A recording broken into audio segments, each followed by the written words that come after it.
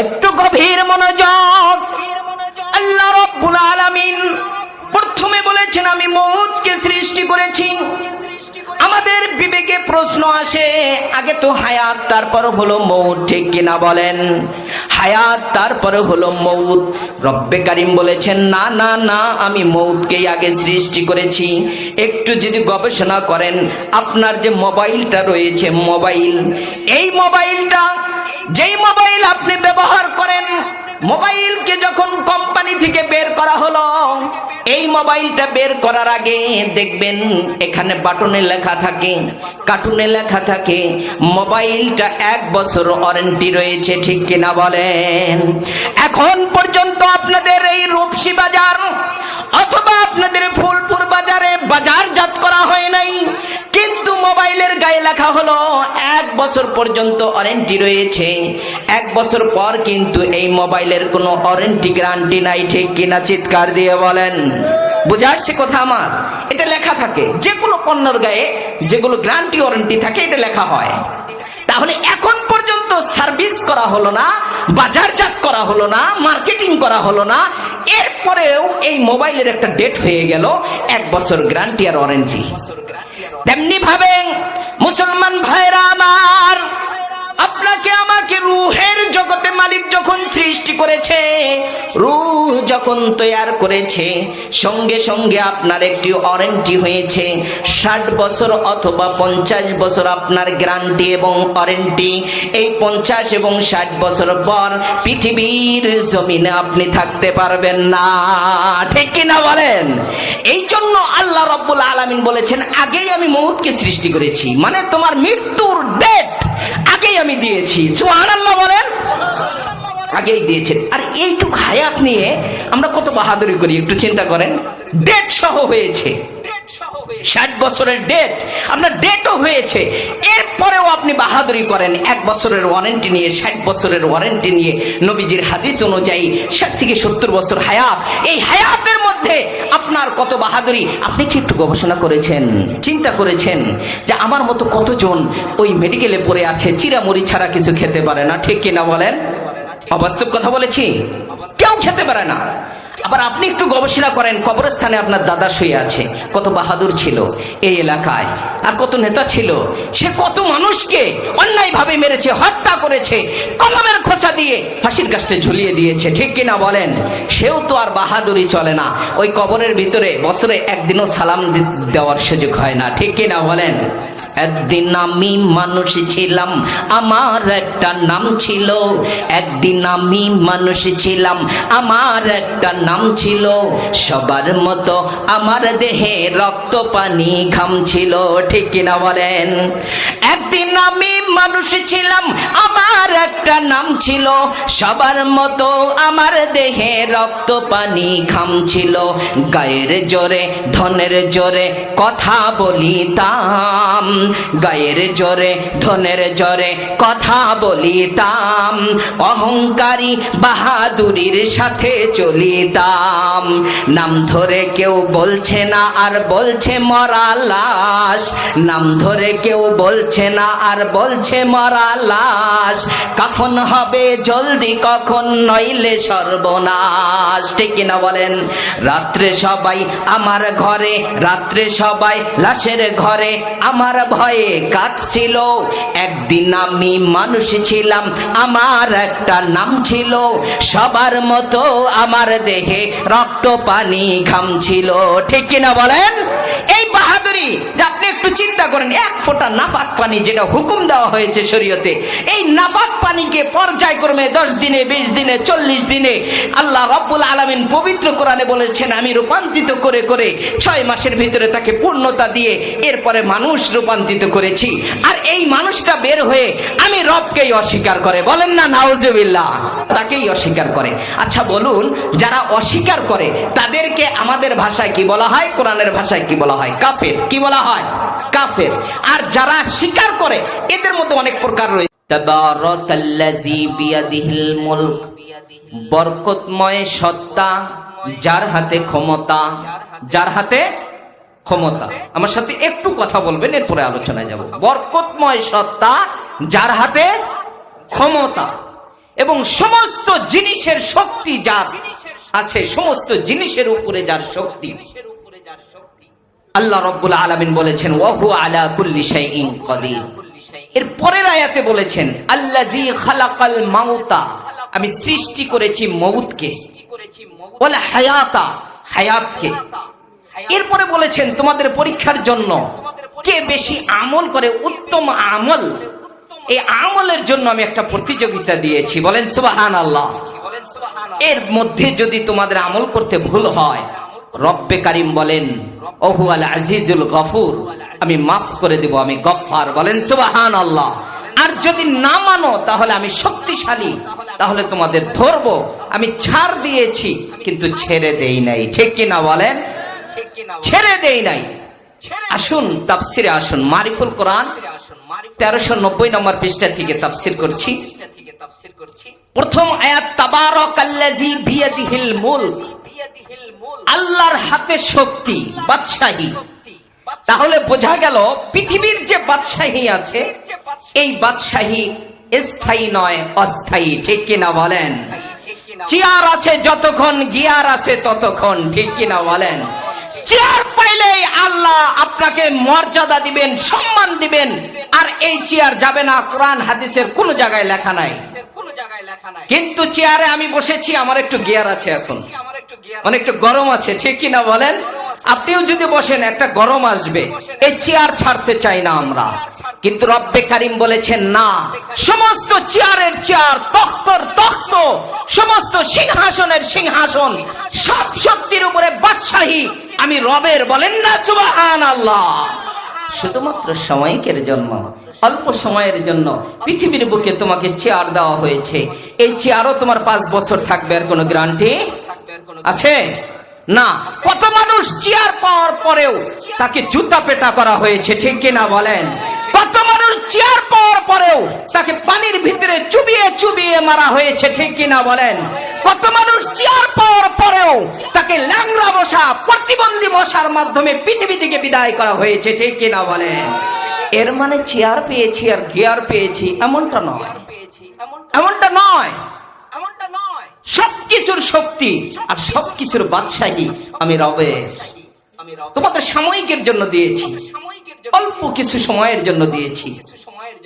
এই জন্য কোরআনের যে ছায়াতল, মাদ্রাসা হোক, মাহফিল হোক, যেখানেই আসবেন, আল্লাহ রব্বুল আলামিন আপনার গুনাহ মাফ করবেন, ওয়াদা করেছেন। বলেন সুবহানাল্লাহ। আল্লাহ রব্বুল আলামিন বলেন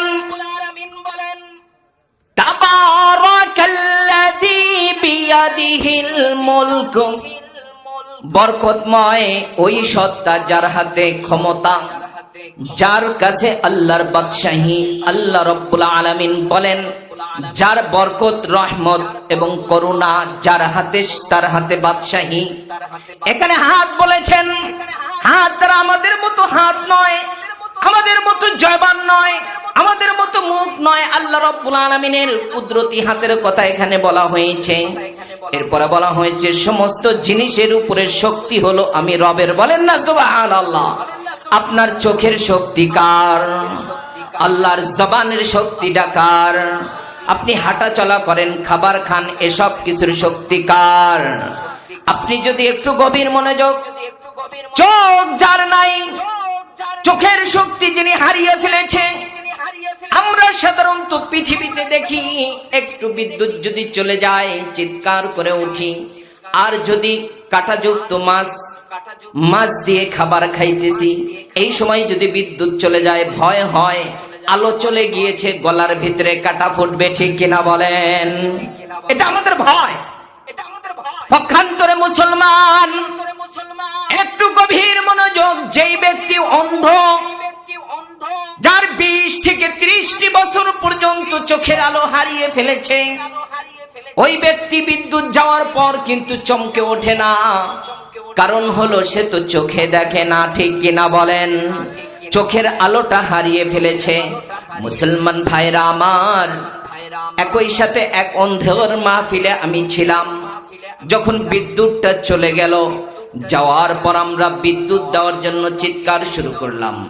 এই মুহূর্তে ওই অন্ধ বক্তা আবু সাইদ আমাকে ডাক দিয়ে বলে, জামালপুরি সাহেব, বিদ্যুৎ চলে গিয়েছে মাত্র 2 মিনিটের জন্য, এই জন্য আপনারা চিৎকার করেন।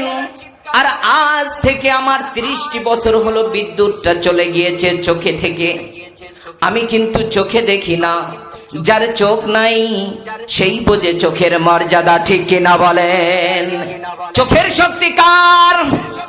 তাহলে আপনার দৈনন্দিন একবারে শিশুকাল থেকে মৃত্যু পর্যন্ত সবকিছুর দায়িত্ব, চালানো ক্ষমতা, এই পৃথিবীতে আসবাবপত্র, আসমান জমিন, এসব কিছু হরকত নক্ষত্র যা কিছু আছে কার ইশারায় চলে? একটু কথা বলেন, কার ইশারায় চলে? আচ্ছা মানুষ বলো দেখি, রাত্রি কেন কালো? চাঁদ সূর্য কোথায় থেকে পেল এত আলো? আচ্ছা মানুষ বলো দেখি, রাত্রি কেন কালো? চাঁদ সূর্য কোথায় থেকে পেল এত আলো? পশু পাখি কয় না কথা, মানুষ কেন কয়? পশু পাখি কয় না কথা, মানুষ কেন কয়? বলো বলো এসব মানুষ কেমন করে হয়? বলো বলো এসব মানুষ রবের ইশারায়, ঠিক কিনা বলেন? আপনার আমার যা কিছু দেখি বা না দেখি, সব কিছুর উপরে শক্তি কার? আল্লাহর। সামনে তো নির্বাচন, ঠিক কিনা বলেন? আওয়াজ এত কম কেন আপনাদের? নির্বাচনের একটা প্রশিক্ষণ হওয়া দরকার না? একটু হু হা সুবহান আল্লাহ, তরকারির ভিতরে মশলা টসলা না বলে মজা হয় না, ঠিক কিনা বলেন? একটু সালাদ দিতে হয়। বয়ানেও যদি একটু আল্লাহু আকবার তাকবীর হয়, তাহলে তো আশা করি বক্তাও একটু গিয়ারে থাকবে, ঠিক কিনা বলেন? বক্তা যুবক, আলোচনাও হবে ফাটাফাটি, ঠিক কিনা বলেন? আলোচনাও ফাটাফাটি হবে, একটু মনোযোগ থাকতে হবে, শুধু মনোযোগটা দিবেন। সমাধান চাও যদি জীবনে মরণে, ফিরে চাও খুঁজে নাও চোখ রাখো কোরআনে, ঠিক কিনা বলেন? সমাধান চাও যদি জীবনে মরণে, ফিরে চাও খুঁজে নাও চোখ রাখো কোরআনে। এত চির অম্লান চির মুক্তির ডাক, এ যে মহাবাণী খোদারি কালামে পাক। এই দুনিয়া আর সেই দুনিয়া, মুক্তি পাবে তুমি দোজাহানে। সমাধান সমাধান চাও যদি জীবনে মরণে, ফিরে চাও খুঁজে দাও চোখ রাখো কোরআনে। ঘরে বলো কিংবা রাস্তে বলো, ঘরে বলো কিংবা রাস্তে বলো, অশান্তি দূর করে শান্তি আনে। সমাধান সমাধান চাও যদি জীবনে মরণে, ফিরে চাও খুঁজে নাও চোখ রাখো কোরআনে। এ বাণী সকলের নয় শুধু মুমিনের, এই বাণী সকলের নয় শুধু মুমিনের। যারাই মানবে চলে, যারাই মানবে চলে, ফল পাবে কোরআনে। সমাধান সমাধান চাও যদি জীবনে মরণে, ফিরে চাও খুঁজে নাও চোখ রাখো কোরআনে, ঠিক কিনা বলেন? একটু চিৎকার দিয়ে বলেন, কোরআনে না টেলিভিশনে?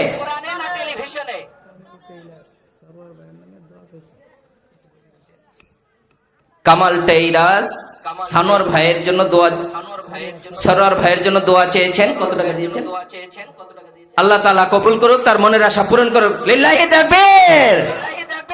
চলবে আলোচনা, চলবে। আজকে তো আমাদের সুখ নাই, সুখ খোঁজার জন্য আমাদের এই দেশ স্বাধীন করেছিলাম, ঠিক কিনা বলেন? ভারত থেকে স্বাধীন করেছিলাম, ব্রিটিশ থেকে স্বাধীন করেছিলাম। 190 বছর, 190 বছর জিহাদ করে ভারত, বাংলা, পাকিস্তান সব মিলে আমরা যুদ্ধ করে একটু শান্তির জন্য ব্রিটিশ থেকে আলাদা করেছিলাম, ঠিক কিনা বলেন?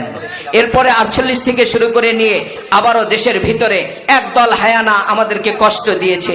আমরা আবার সেই খান পাঠান থেকে আবারও এই দেশকে স্বাধীন করেছি, ঠিক কিনা বলেন?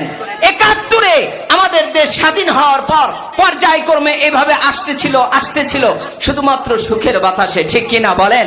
কখন যেন সুখ পাবো, কখন যেন শান্তি পাবো, কিন্তু সেই শান্তির মাঝেও অনেক সময় অনেক দুর্ঘটনা ঘটে যাচ্ছে, ঠিক কিনা বলেন? ঘটে যাচ্ছে কিনা বলেন? কোরআনের ছায়াতলে আমাদের নাই, এজন্য কোরআনের ছায়াতলে আসলে আমাদের অবশ্যই বরকত হবে। এসো কোরআনের ছায়াতলে, সমবেত হই, এসো কোরআনের ছায়াতলে সমবেত হই, এসো আজকের মাহফিলে সমবেত হই, আল্লাহ রাসূলের অনুগত হই, এসো কোরআনের ছায়াতলে সমবেত হই, আল্লাহ রাসূলের অনুগত হই। এই কোরআনের ছায়াতলে এসে কত মানুষ জীবন দিল হেসে, ঠিক কিনা বলেন? এই কোরআনের ছায়াতলে এসে কত মানুষ জীবন দিল হেসে। আমার হাদি ভাইও এরকম হত্যা, এরকম শহীদ হয়েছে, ঠিক কিনা বলেন? আল্লাহ রাব্বুল আলামিন থেকে জান্নাত নসিব করুক, সকলে বলেন আমিন। আমাদের এমন একটা পরিস্থিতি এসেছে, দেখেন আমি কোন রাজনৈতিক কথা বলবো না, যে আমাদের কীর্তি সন্তান দেশনেত্রী বেগম খালেদা জিয়ার সুযোগ্য সন্তান তারেক জিয়া দেশে এসেছে, ঠিক কিনা বলেন? খুশির সংবাদ কিনা?